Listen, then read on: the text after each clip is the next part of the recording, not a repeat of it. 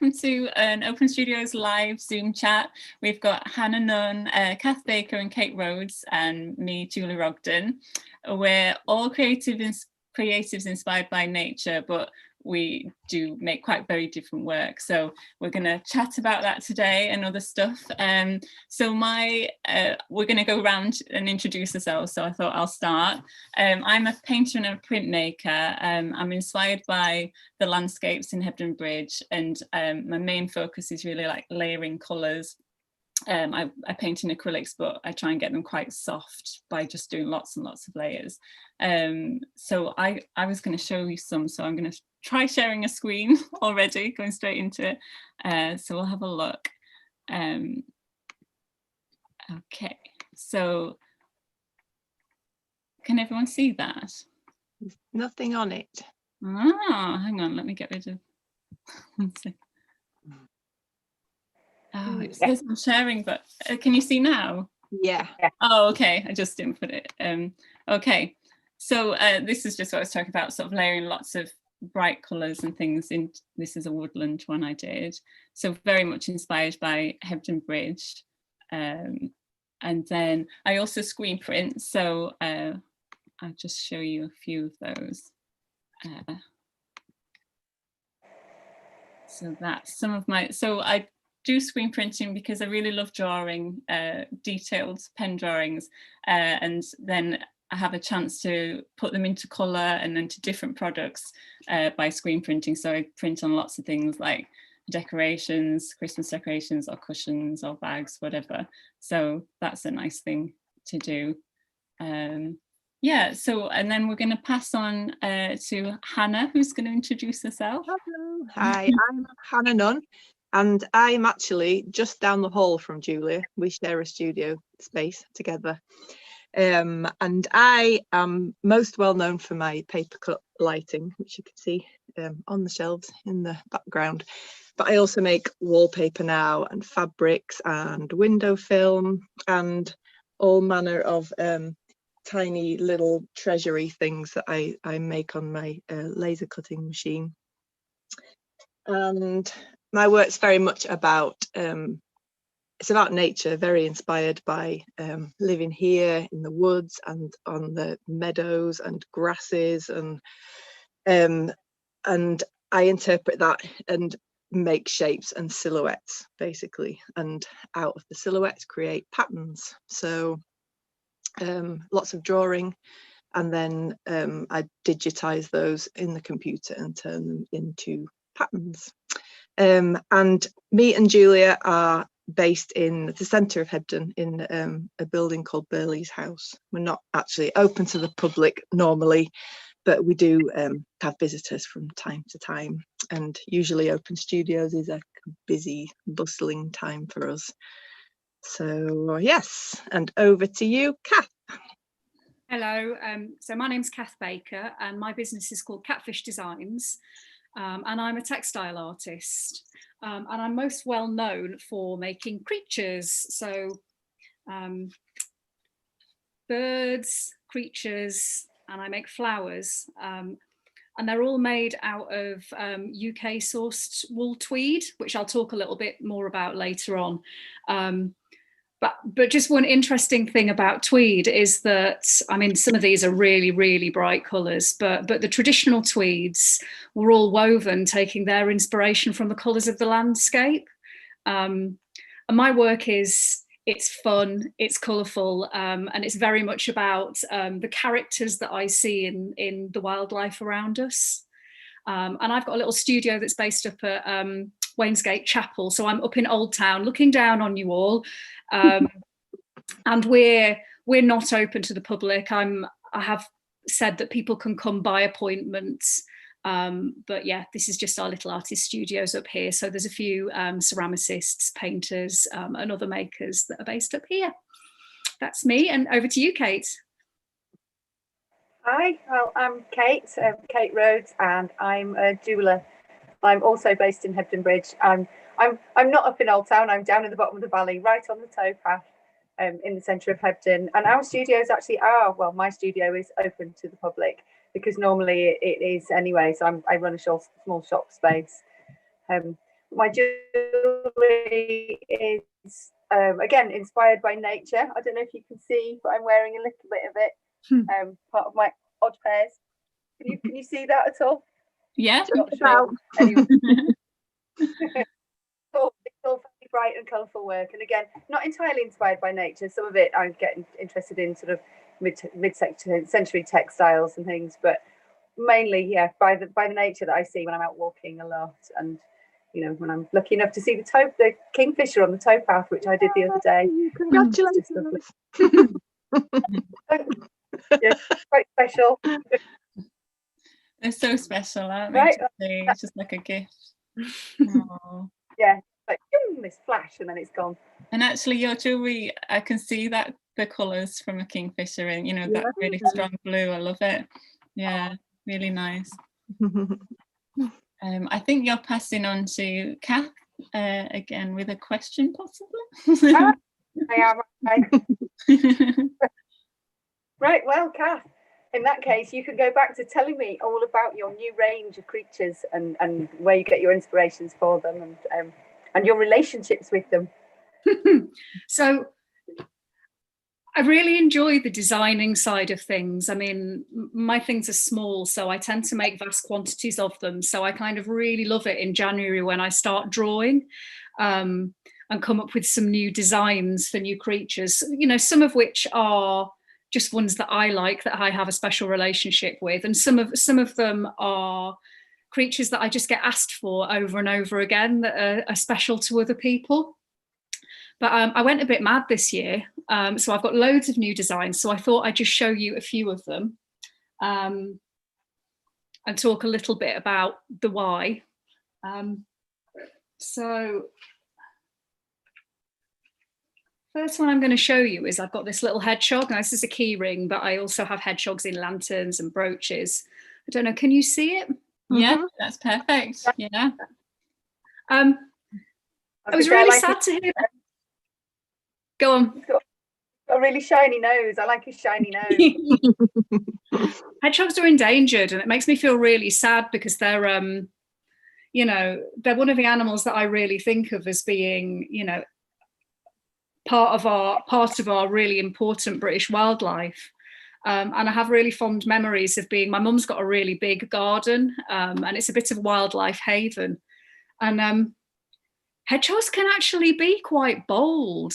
And I was out in the front garden and I was out on the lawn, and this little hedgehog kind of appeared out of the shrubbery and spent about 10 minutes trying to climb on my shoe. Oh. That's a little memory I had of a hedgehog, but he was an animal that people used to ask me for all the time. And I think it's a creature that a lot of people have quite a special relationship with. Me and my friend Helen, when we were little, we had a hedgehog hospital. We lived in the middle of Leeds, but her mum used to drive us around and look in cattle grids to see if we could find any to rescue. We never did. We never found any for our hospital. That's so sweet. I mean, I'd love a little hedgehog friend, but yeah, I live on a street where a hedgehog would pretty much have to have crampons to get up it, I think. So this is my grey seal. This is a lantern, but again, I've got my grey seal is also on brooches and key rings. And I've always really loved the old story of the Selkies. I don't know if you know it, but there's these old Scottish legends about these seals that sing on rocks, and they call sailors and fishermen to them, and then they slip out of their seal skin and turn into beautiful women, and they seduce the sailors. And I've sung songs about Selkies, and I've read stories about Selkies. And this summer I went to Ravenscar on the coast, and it's famous for its grey seal colony. It was amazing, and I could hear this really eerie sound as we were walking down the side of the cliff, and the seals were singing. It's a really unusual, it's almost like a sort of howling noise, but there were hundreds and hundreds of grey seals, and it's the first time I've seen them up close. I think we were probably about 20 or 30 metres away from them, so we could see them really clearly. They're massive. Near Whitby, Ravenscar. Yeah, it's kind of, it's within walking distance of Robin Hood's Bay. Mhm. Yeah. I didn't know there were so many seals there. Yeah, you walk down this very, very sort of steep cliff from the visitor centre, and then when you get to the bottom, there's this rocky outcrop, and the whole of the perimeter of it's got like massive groups of seals there. So those are the seals.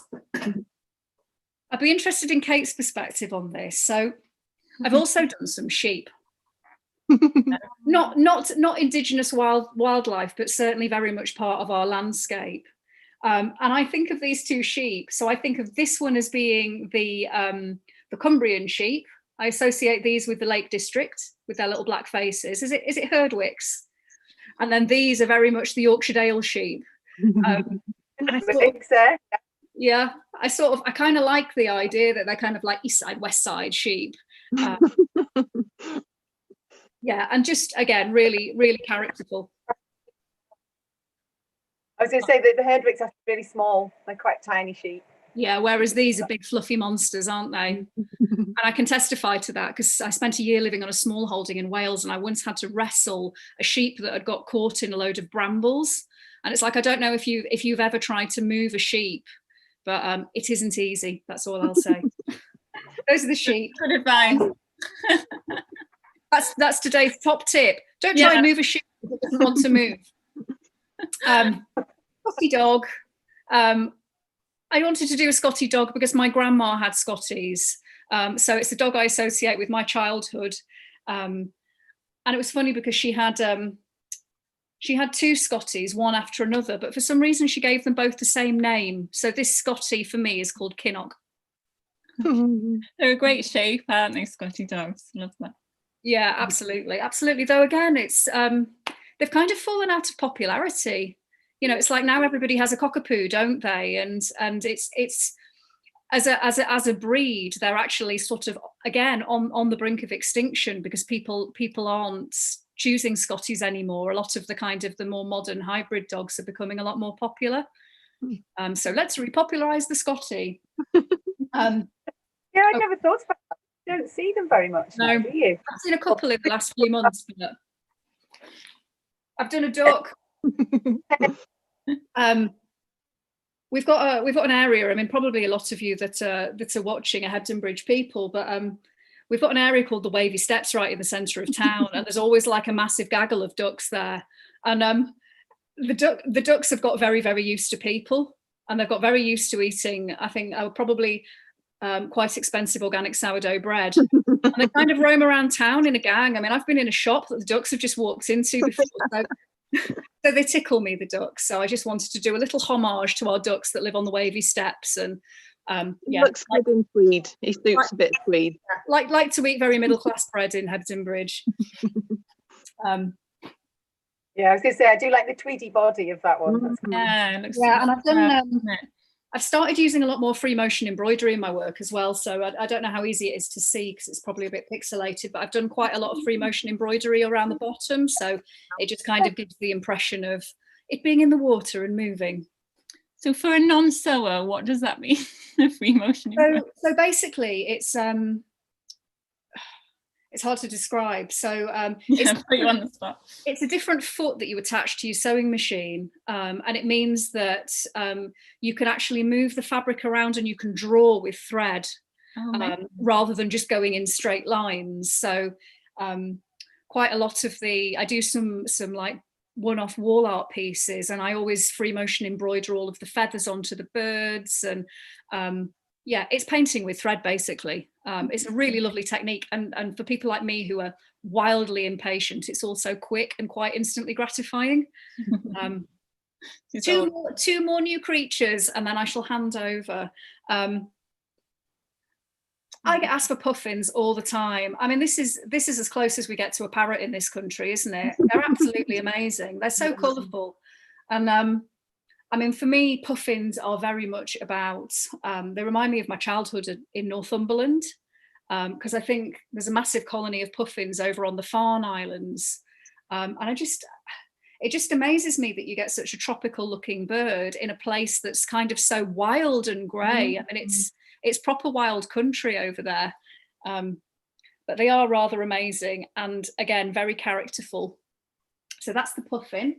And the final one, I've done a Highland cow.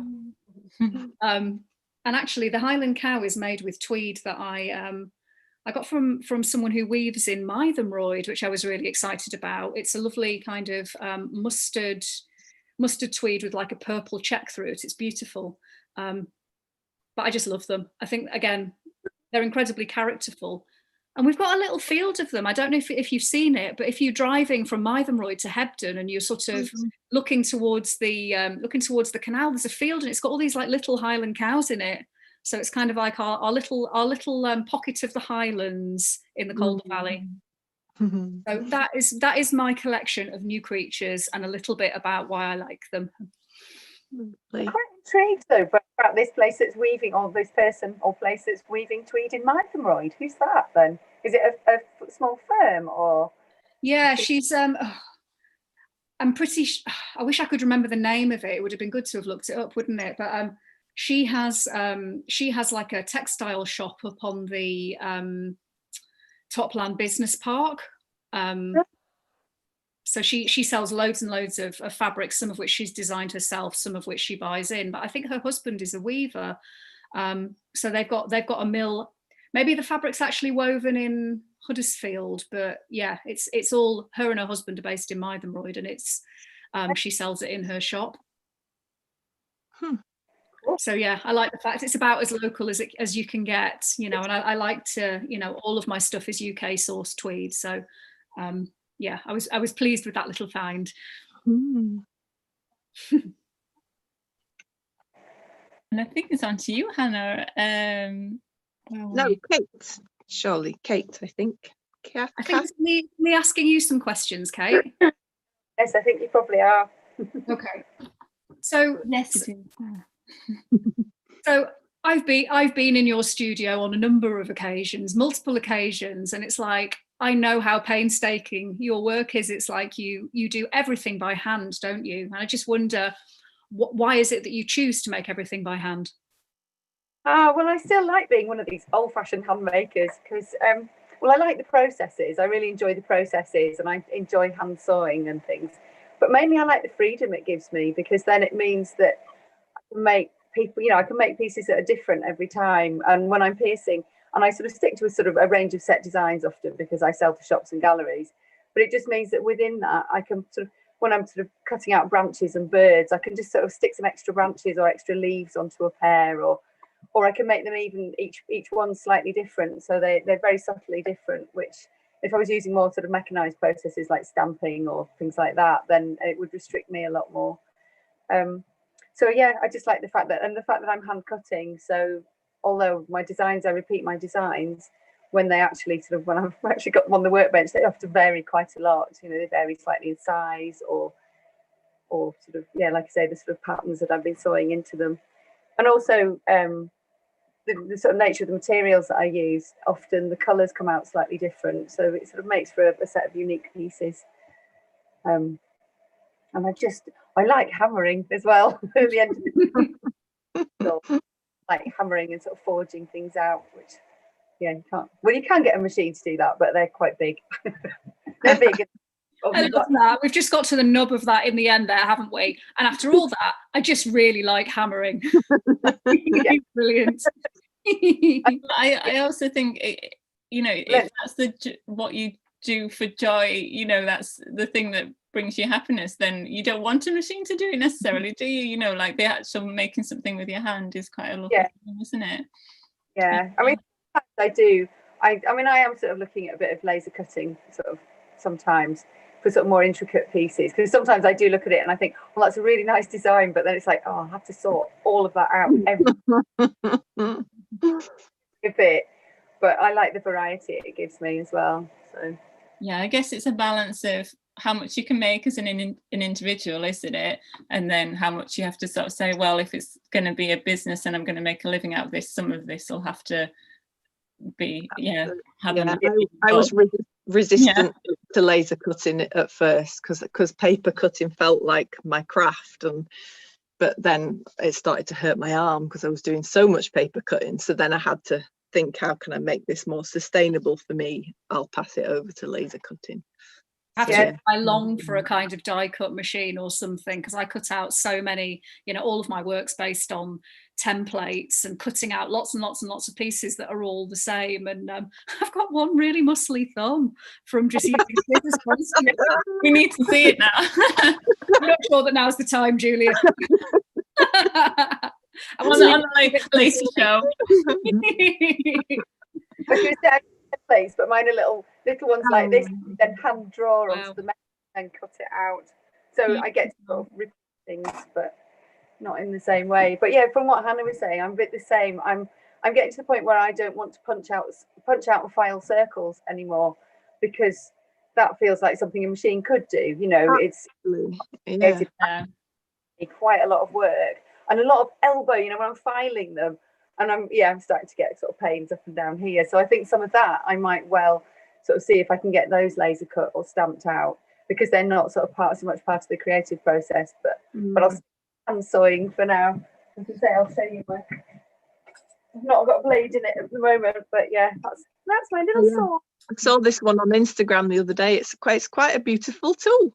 It is quite a beautiful tool. Sadly, I've got to get an Allen key onto it, because it's starting to put the blades in one key, and I was getting through all my blades the other day. So I'm using a very boring looking one at the moment, because I'm getting to bring my tiny Allen key. So I'm using a very dull. That's nothing in comparison. No, yeah, you can see the blade on it. There's quite a nice fine blade that I'm cutting everything out with. So yeah, some days I manage to blunt a blade. Other days I go through about 20, depending on the day. But yeah, with knife blades as well. Sorry, I'm just saying it's the same with scalpel blades. Sometimes they can last for 3 days, and sometimes you get through like 10 in half an hour, just snapping the ends off. And... What is the difference today? I wonder if it's more about the hand than the tool. Or the head that's operating the hand. Yes. Very much. Yeah, the teeth thing that's possibly going on the days where I'm breaking blades as well. So I've got another question for you, Kate. So you've shown us some of your beautiful earrings, and it's like there seem to be lots of different metals, lots of different colours, lots of different metals. So yeah, would you like to talk a little bit about the materials you use and why you use them? Well, years ago when I was at college, I was a bit dismayed by the fact that we were supposed to make everything just in silver, and I found that quite restricting. And I like a lot of colour. I mean, you can see from what I'm wearing that I kind of like quite strong colours. So yeah, when I was at college, I ran away down to ceramics for a term to make beads before they told me off and hauled me back. And at that point, I started looking at because I could make nice colourful glazes and things for the beads. So when they sort of said no, that I wasn't here to learn to make ceramic beads, I was here to make jewellery and to learning to manipulate the metals and things. I then started looking at the metals I was using, and there I used a lot of copper and brass, and that's continued because I love the kind of the soft yellows of the brass, and then the lovely red of the copper, particularly when I get the oxides on it, which gives the sort of deeper reds. And then a bit later on I found titanium, and I just couldn't believe the colours you could get with it. And I thought that I had to have an anodizing bath and again all sorts of fancy equipment. And then it turns out that as long as you treat it nicely, I can hand colour it with my gas torch. I don't know, I've posted a little video on Instagram, and I probably will post more because it's like magic. It goes from this sort of grey colour. Sorry, just rummaging on my workbench. It goes from a very dull grey colour to this wow. So it starts off grey. I never knew it. Yeah, no, it starts off very dull. Well, that's amazing. And quite a lot of men's wedding rings are now made out of this grey sort of colour, because you couldn't really use it on rings because it would wear off. But yeah, for my jewellery, I like the blue, the iridescent, lovely blue. So the iridescent blue, like how much gas torching or whatever it is that you do, have you given that to make it go that blue? That's a good question. I don't know. It doesn't long. It's probably only that kind of its limit. That is that as blue as it can get, or can you push it even further? Well, it starts off. I mean, I should be like Blue Peter and have prepared a whole load.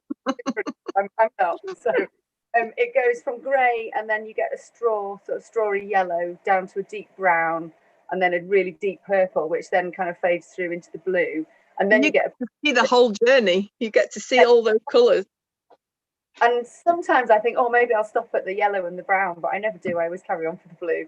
And then carry it on further, you get pale blue, and then it all goes quite grey, but then you get other really pale colours coming through. So there's less iridescence to it. Well, there's more grey in the whole metal, but then when you tilt it with the light, it's like sort of petrol colours. So you get pinks and greens, but because they're pale and quite subtle, I don't tend to kind of carry on. And actually, if I was passing an electric current through in an anodizing bath, that's how people get the pinks and the greens. Wow, that's amazing. Like hanging around in my workshop, like, you know, more natural methods. So you're like an alchemist.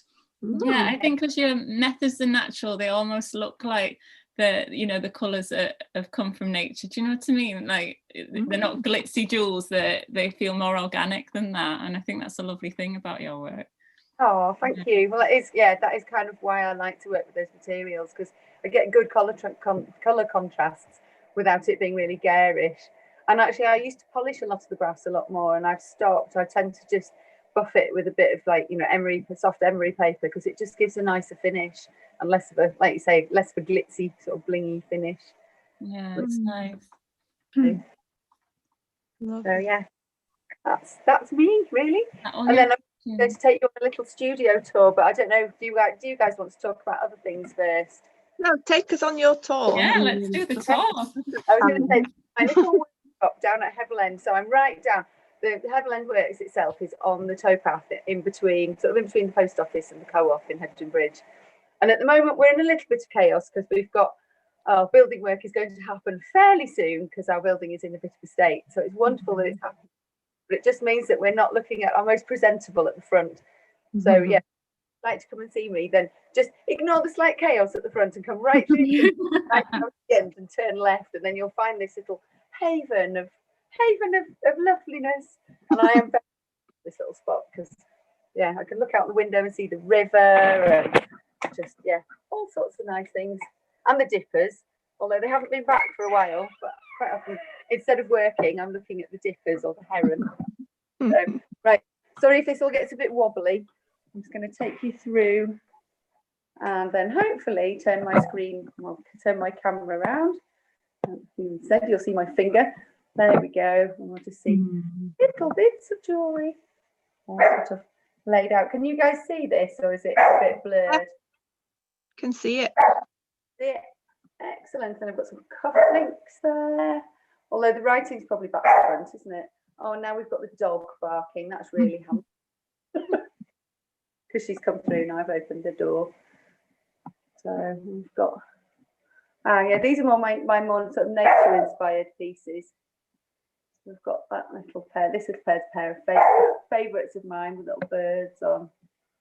So that red one there, Kate, the orange, is that titanium in the back, or is that the copper? Copper. Thank you for the question. That's a good one. No, this is oxidised copper and silver, and then the blue of the titanium. So those two, the blue, the way they're catching the light up there, one of them looks bluer than the other, but I guess it's just the light.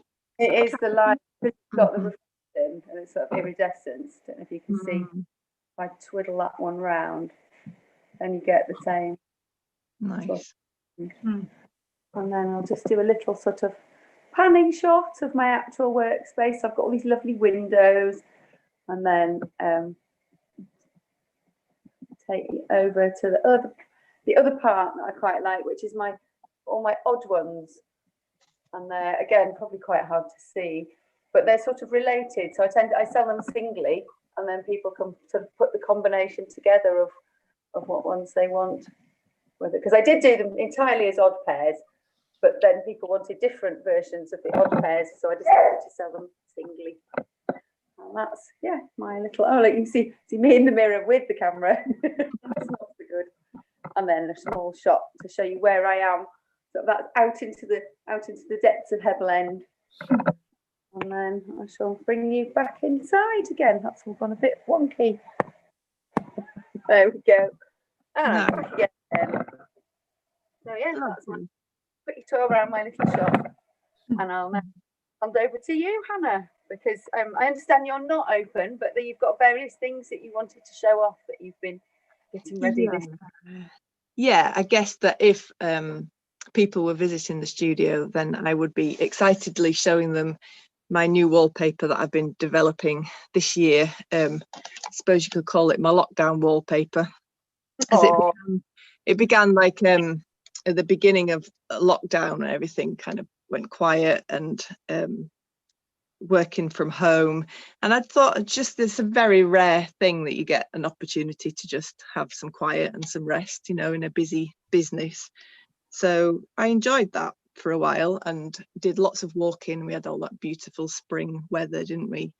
And on my walk every day I would just be watching the plants and the we don't get that many hedgerows around here particularly, but the hedges and the plants in the spring all unfurling, and took lots of pictures, and we'd be going home drawing, and just suddenly it just started to kind of become a collection of plants and a collection and a thing that could work as a design. So I'm going to turn my camera around if I can. Ooh. Hang on. Because I can't wait to see your new wallpaper. I love all your designs. Thank you, Kate. So this is part of one of them, and there's really a lot going on. It is like a massive tangle of plants, and the nice thing for me is that, like, particularly this Jack by the hedge garlic, like I can remember the very hedge garlic, the very particular plant that I saw on the way between here and Maidenroyd, out just walking during lockdown.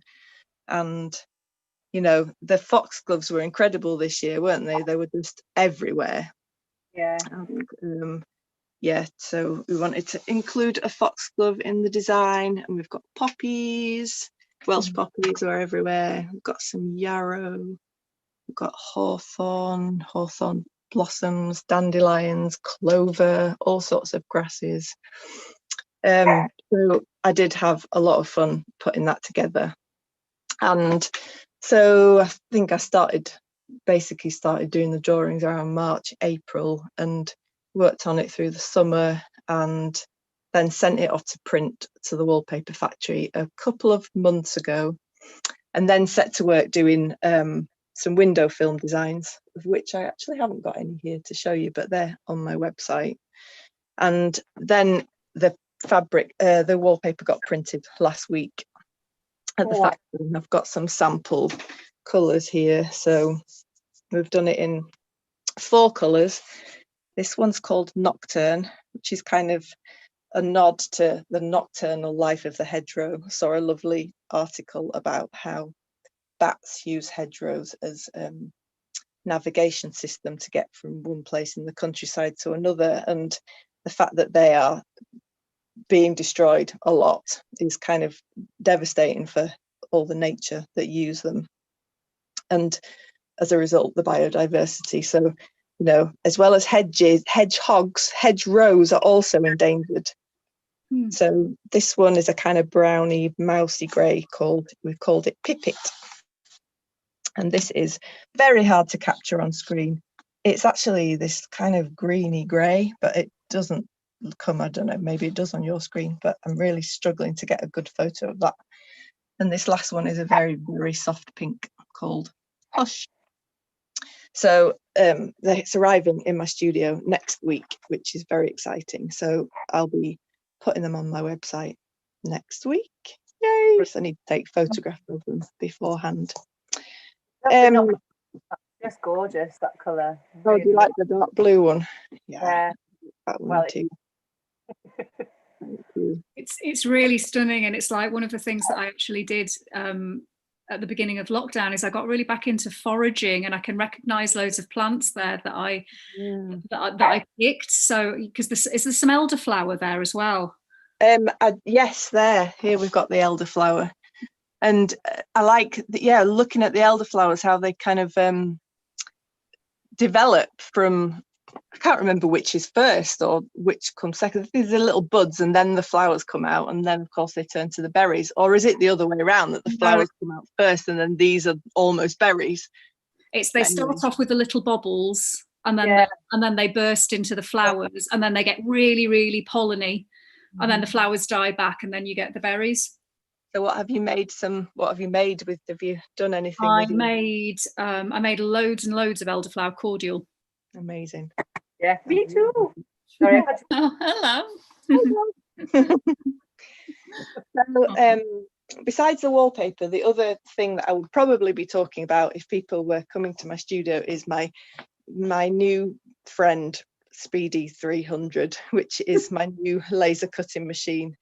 So, you know, originally kind of 10 or 15 years ago, I think I started outsourcing my laser cutting to a laser cutting guy down south, and then recently he retired, and so I thought, well, maybe now's the time to get a machine of my own. And I got a sort of entry-level machine a couple of years ago, and it's done great things for me. And it kind of, you know, we started making all my tiny treasures, which are just little paper cuts strung up on strings. There's loads of them. And then recently thought, you know, I really want to, oh, hang on, I've disappeared on my own screen. Where am I? I wanted to, you know, do really fine detail, and the machine that I had didn't have the capability of doing a really good engrave, and that's important for me when I'm making lights, because I'm creating layers of light and shadow. So you look at these foxgloves with the light shining through, the laser machine can actually engrave the top layer of the paper away and make it thinner than the rest. So it gives me this amazing opportunity to create another sort of layer in my palette of light, and the detail is just incredible. So I'm really, you can see that, like, it's really fine grasses that it can cut. So I'm having lots of fun learning how to use it. I'm doing things like making these bouquets of coloured flowers, and then of course I've got all my lamps. So these are all, you know, really finely laser cut designs, catkins. So yes, it's very nice. I'll just take you on a little, show you what else I make out here. So also, as well as my wallpapers, I've got a range of fabrics as well, not in all of the colours, but in a few. And here's one of the poppy seed hangings. So what I couldn't do with my, you know, outsourcing my laser cutting originally was play. I could play, but it would take me a few days before I could see anything that I'd done, and then I'd want to tweak it, and so it would be like backwards and forwards in the post. And now I've got this kind of instant ability to just experiment. Instant gratification. Absolutely. Oh, I'm that's also satisfying. Kath. So yeah, these are very satisfying to look at en masse. Bit low on stocks there. I'd have had some more. So yeah, it's like a little sweetie shop. And then here I've got just a massive collection of boxes with my different wallpapers in, so you can, it's a way of showing them all in one go. How long is it going to be before we can actually buy your wallpaper? Well, the hedgerow wallpaper will be, I think, on my website middle of this week. I've taken some interim pictures, so just to try and get the colours. I'm struggling with the greeny blue one to try and get an accurate colour. There's some more of it here. But it's arriving in the studio on Wednesday en masse.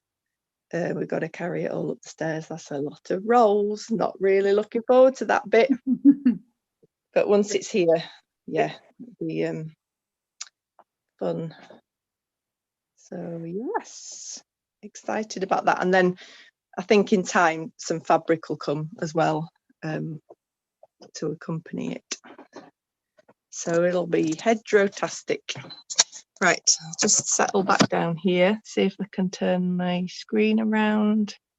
I just have to tell you that my mum is like the biggest fan of your work. It's like if you go into my mum's house, it's kind of a little bit like a Hannah Nunn showroom. She's got lanterns, she's got some big lights. And I bought her a little posy of your seed poppy heads for Christmas last year, and she loves them. So she's very excited that I'm talking to you. Is your mum watching right now?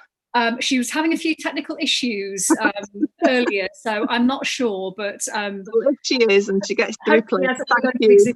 Thank you for some time, then I can show it to her at a later date. Well, yeah, thank you. Thanks for that. Right then.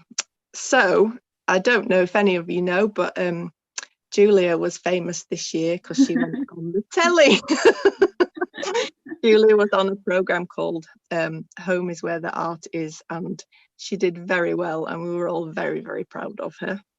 And you want to tell us about how that went, Julia? Yeah, I mean, it was completely out of my comfort zone, I would say. Yeah, I don't think when I applied for it, I realised just how how out of my comfort zone it was. But anyway, it was nice.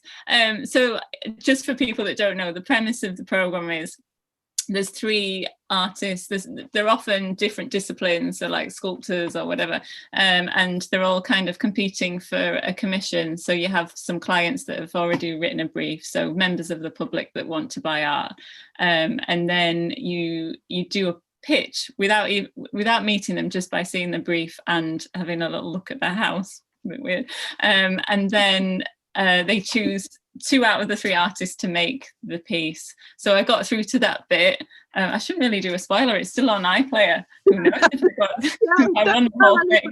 But I can show you what I did. I'll give you a little bit of context for it. The couple that were commissioning, they'd had quite a horrible year. They'd lost both their fathers and a stepfather. So they wanted something to kind of remember them by, but also they'd got a new house and it was sort of a new beginning. So it was like a very emotive, like personal brief. And also I must say, in the house they had hundreds of animals, so you would have liked it. There's loads of yeah, so they loved animal sculptures, and they had lots of all sorts of things in there. So I kind of knew I would do a painting of an animal, even though I mainly really do landscapes in my own work. But so I decided I'll do a bit of sharing screen. 1 second. That's the old one. Let me know when you see penguins. Yeah. Penguin.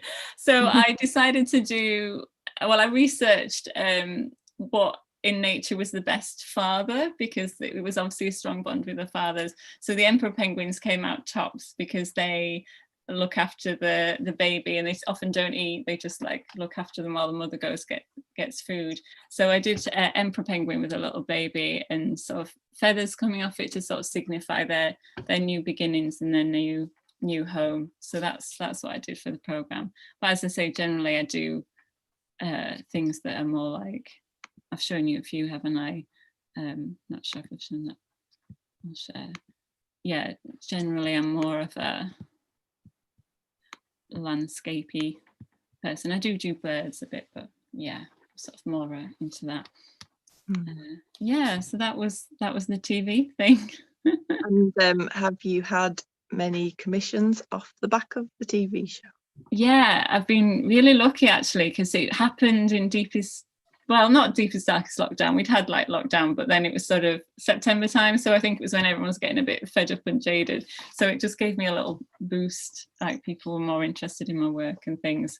And I had, quite a few commissions, two big ones. So that's good to get my teeth into. And quite a lot of time. You sold the penguin paint. Oh, sorry. No, that's fine. That's almost a spoiler alert. Oh, yeah. Okay, yeah, I did sell the thing too, but we don't know who to. I don't know who to. It's on iPlayer still. You'll have to go and find out. Yeah, it's on iPlayer, I think, for quite a lot of more months, maybe like 10 more months. Anyway, it's on there, and there's actually loads. The episode, has it got a number? How can people search for yeah, it online? Good point. I'm on episode 13. That's my one. Yeah. Otherwise you'll have to actually do search. Should be time consuming. Yeah, but it was a really good experience, I think. Oh, what were you saying, Kate? Did you say? What was the name of the programme again? Oh, it's Home is Where the Art Is. Home is Where the Art Is. That's right. Yeah. I'm going to go and have a look now. I mean, it's a nice programme anyway, in the fact that it shows people's practice and, all sorts of, glassware, sculptors, all sorts of stuff. So if you're into art and you're kind of interested in how people would react to a brief of, in different ways, then it's quite nice. It's a nice watch.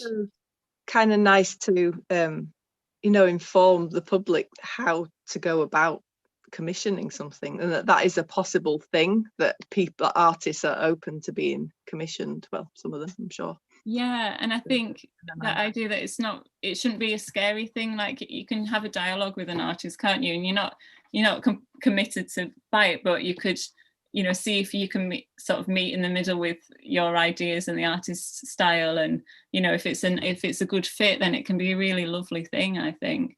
So yeah, I was watched it. I was glued to my screen, and it's like I thought you came over as being so empathetic. Obviously I'm biased, but I liked your piece best out of the three. But it felt like you really listened to the couple, and you made it. It was all about them and their home and their needs. And I think maybe sometimes people have a bit of a preconception about art being unobtainable, or it's a bit snooty, and it doesn't have to be. It can be very, very personal. Yeah, and I think it's kind of a relationship, whether people have a commission or whether they just buy something that you've spent a lot of time on, haven't you, and you've put your heart into it. And I think because you've spent all that time, there is a bit of you in it. So yeah, whether they commission it or whether they just like your style, it's not just like a thing to be in a fancy gallery. It's something that can work on a nice sort of more human level. That's what I'm trying to say. Yeah, I find that definitely people sort of develop a relationship with my work in a way. It makes them feel happy, and I can't really put my finger on it now, started speaking, but to have customers that are just drawn back sort of time and time again, because they just really get what I'm doing, and they get the sort of feeling that comes from my work. So, yeah, and that's got to come from the craft and the your sort of personal design and vision for it, hasn't it? So that's really lovely, I think. Yeah, really special sort of thing, and it's really lovely when people really appreciate that about your work, and then you get a bit of a conversation and a dialogue, and sort of develop a bit of a relationship. I've experienced that quite a lot at fairs. It's like people come up and look at all of the birds and creatures, and it's amazing how many people have a relationship or a story about one bird, and it's sort of it's drawing that tale out, and then it's sort of it has meaning for them. It's not just a thing. Yeah, same. That happens for me as well in my work. Particular plants that have something special about them for people. Yeah, and I think almost yours. I really. Sorry, Kate, say that again. Sorry. No, go on. I was going to say, just you were talking about your hedgerows and the seasons. I think even that, like, people connect with like the time and the plant of that, of that season. And I think that's really special, isn't it? Yeah, much. Definitely. So, Julia, if you were open to the public today, what else might you be talking about? What would people be asking you? People often ask me if I paint in watercolors, so that's which I don't mind, actually. Like, some people get annoyed with a repeated question, but I think that's quite a nice question, really, because I blend my acrylic paint so much that I feel like, oh good, they've got the softness of watercolors. But obviously I quite like, I'll show you something. I'm halfway. So, but acrylics just give me a chance to have a more dense colour than watercolour, so I kind of like that about them. But yeah, this isn't finished, but lovely. It'll be more smooth. But yeah, like very beautiful. Love the cloud hanging in the valley. We've had a lot of that going on lately. Yeah, and quite Even nice if to I don't paint. get to see it from the bottom of the valley, I get to see people's Instagram posts from the top of the valley sharing their cloud inversions. We're just in fog at the bottom. Yeah, it's lovely that, isn't it? That was from Hebden store. So yeah, and I really enjoyed painting it because it could just like soften the edges with water and just like blend it through. It's quite a satisfying thing to paint as well. It's a real treat for me looking at your landscapes and trying to work out where they are. It's like, and there's often just like a little landmark, or there's the shape of a hill or something, and it's like, I know that place. Oh yeah, I think that's nice, isn't it? If people can, and sometimes actually people are not always right, but they feel in their heart that's where it is, and that's fine. I think that's a lovely thing as well, isn't it? Like, you know, it speaks to people. Yeah. Yeah, people often decide, don't they? They kind of like, they'll decide and they'll go, right, yeah, this is where this is. Or I have people that say, oh, I really love your little rocket earrings, and I think, oh, actually, I designed them as a small house with legs on, or you know, that's why rockets up. Got some as little pebble, like they're little to me, they're little pairs of pebbles, two pebbles together. And she just looks at them and calls them, this is my daughter. And she says, oh, they're your avocado earrings. And she just sees them. But it's like, okay, fair enough. Avocados. Do you get like pet names for your work? Like, you know, I've got my cow parsley design, which is one of my best-selling designs, and so we refer to it as a cow. So yeah, she's ordered 4 tall cows. So kind of studio language becomes it's kind of funny. Yeah. I've kind of gone a step beyond that. It's like I've nearly all of my birds and creatures have got names, and I've actually written a little 2-line verse about some of them. And it's like I spent ages before I think it was just an exercise in procrastination, but when I was first putting my website together, I researched each bird and animal that I was making, and I wanted to write sort of something that was creative and poetic, but was very much about but was based around facts of sort of little idiosyncratic things that those creatures did. But can we have one of them? We need a line. Yeah, we need an example. We need a song. I'm trying to think. I've set myself up now. Hang on, you talk about yourselves. I'll go and see if I can find a card with one on the back.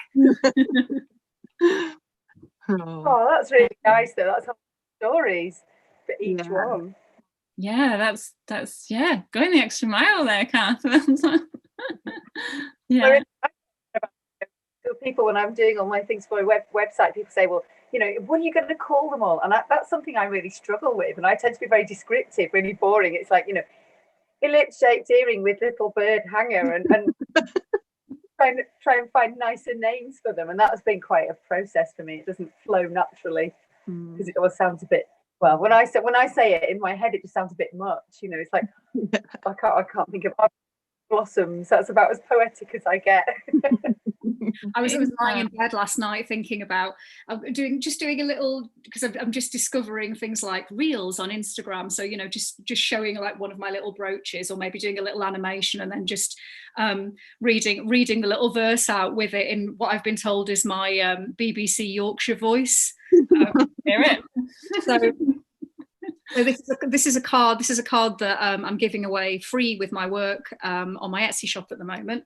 And it's of a piece of wall art that I did, which uses loads of different types of retro fabric, and then bits of felted tweed, and then you can't really see because I think it's can't really see the details, but he's actually completely machine embroidered, so you know all of his breasts got like 3 or 4 different shades of peach through it, and I've done all the details in his wings. But this is Billy Bullfinch with primroses. This is so embarrassing. Shy Billy Bullfinch is a secret eater. You may glimpse him in the springtime orchard when his love of buds draws him out of hiding. But if he sees you, he'll nod his black cap, and this little blushing boy will vanish once more. Oh, that's lovely. We've got one of those. And it was all based around the fact that bullfinches, they like eating buds in the spring, but they're all really, out here, really shy birds. you see behind Julia, the red leaves, it's all cherry, and in the Ooh. springtime we get bullfinches in amongst those cherry trees, and it's Oh, such a treat. they're so beautiful, aren't they? Yeah. Beautiful. This year it was just like feast time. There was so many out there, and the trees shaking all the time. And actually, I had less blossom out there, but I was like, oh, but the bullfinches were beautiful, so that's okay. They're like, aren't they? What's that, Kate? Sorry. They're like it's almost like having the blossom, like you say, because they're so colourful. Yeah. Big.